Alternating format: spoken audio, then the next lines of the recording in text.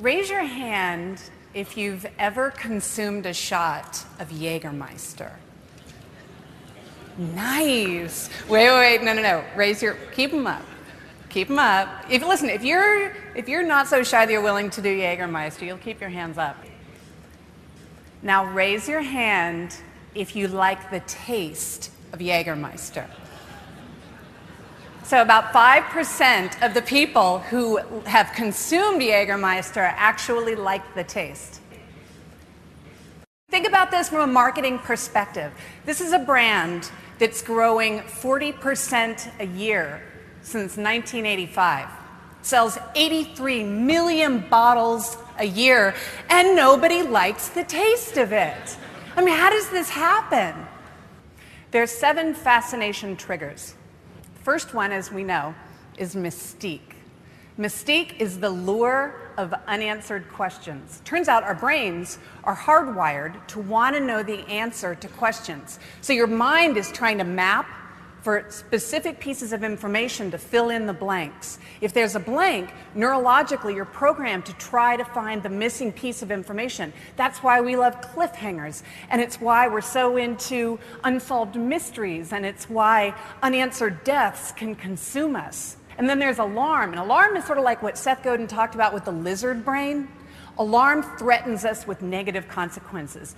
If you don't do this, then this bad thing is going to happen. Like I say to my kids, if you don't eat your vegetables, then you won't get dessert. Or the IRS says if you don't pay your taxes, you're going to go to prison. Or Weight Watchers says if you don't get ready for bikini season, then you're not going to be so happy when you get on the beach in the spring. And then finally, there's trust. Trust is the single most important trigger. It's more important than all of them combined when it comes to personal relationships.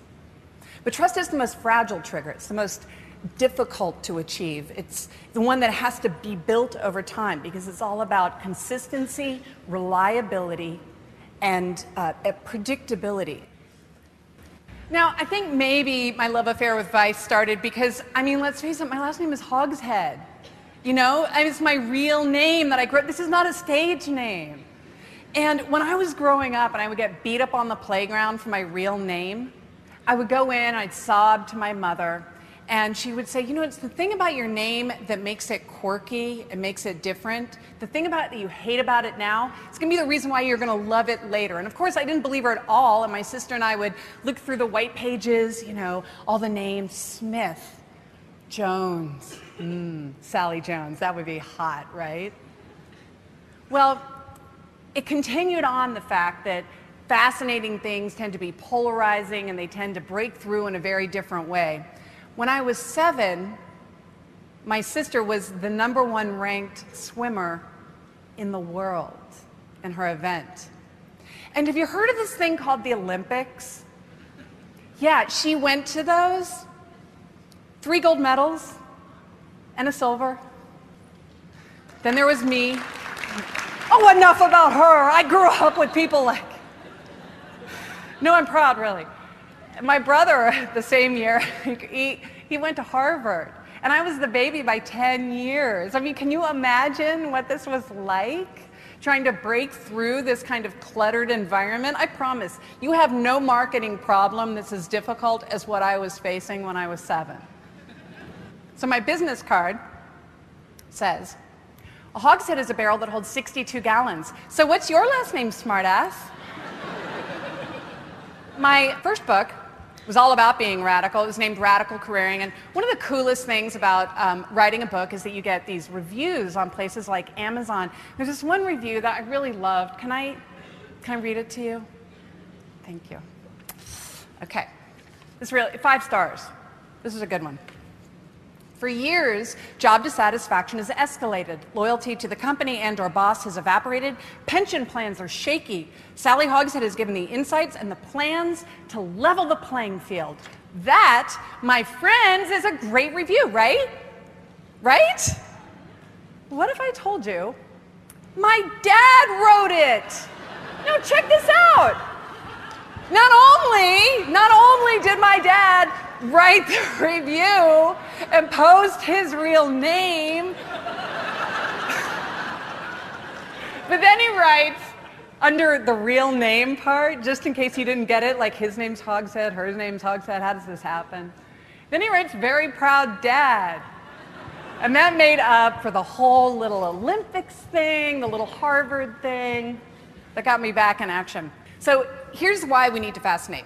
We didn't used to need to fascinate. There weren't that many messages out there. There weren't that many reasons why traditional model didn't work. People were pretty bored. There were 3 networks. There wasn't that much going on. Marketers had a lot of control. There were no do not call lists. There was no TiVo. If you wanted to talk to somebody, you could pretty much get in their face.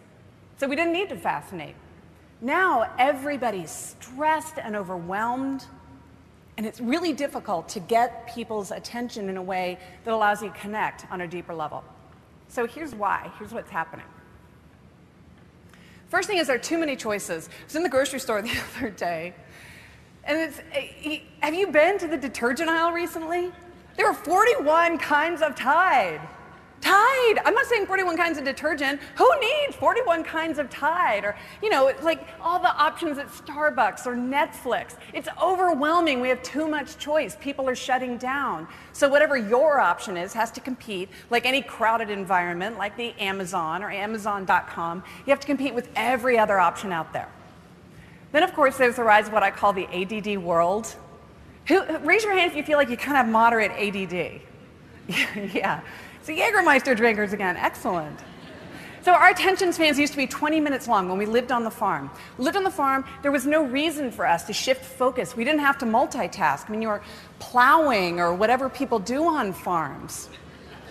And having a long time to be able to pay attention to something was good. It helped you accomplish tasks. The BBC News just released a report that because of web surfing, things like Twitter, 140 characters, our attention span's 9 seconds. 9 seconds is the same attention span as a goldfish.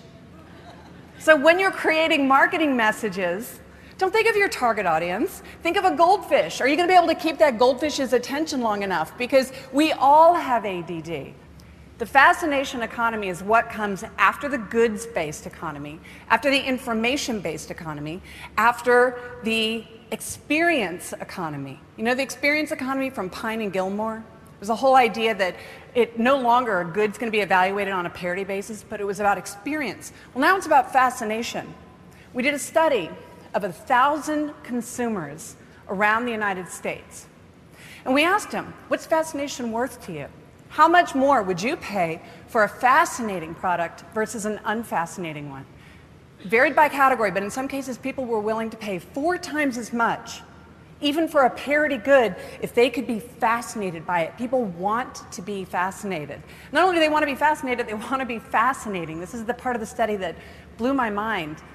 Women responded when asked, how much would you be willing to pay to be the most fascinating person in the room?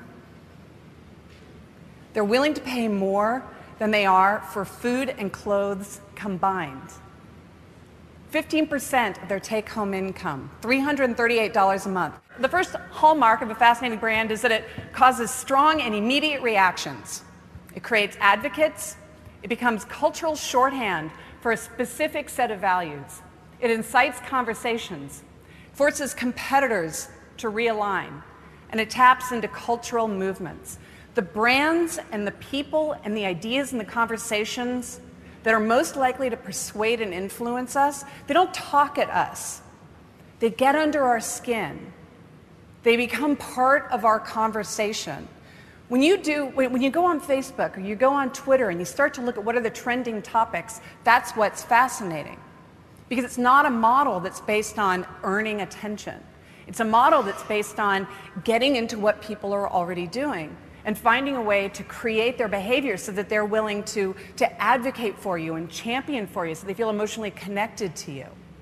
There's a test that I developed to help you figure out how fascinating you are, how persuasive and influential you are. It's called the F-score test.